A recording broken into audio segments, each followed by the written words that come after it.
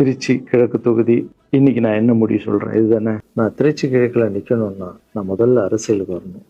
நான் அரசியலுக்கு வரேனா இல்லையான்றதை சொல்கிறேன். அரசியல் எப்படி என் வாழ்க்கையில் வந்ததுன்னு சொல்கிறேன்.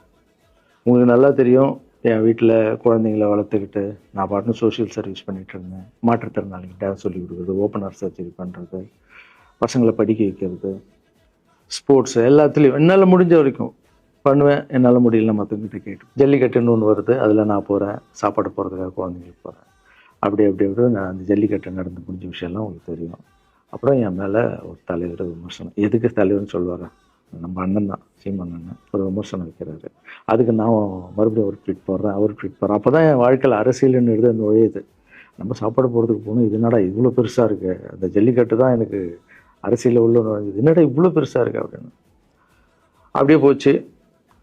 அதே தலைவர் தான், அதே சீமான் அண்ணன் தான் ரஜினி சார் அரசியலுக்கு வர்ற மாதிரி பேச்சு அடிபட்ட உடனே அவங்க சைட்லேருந்து பேசுகிறாங்க, தலைவரை பற்றி பேசுகிறாங்க. தலைவர் எனக்கு வந்து ஒரு குரு, என்னை வாழ வச்ச தெய்வம், ஒரு அப்பா மாதிரி, ஒரு அண்ணன், அப்பா எல்லாமே சொல்லலாம்.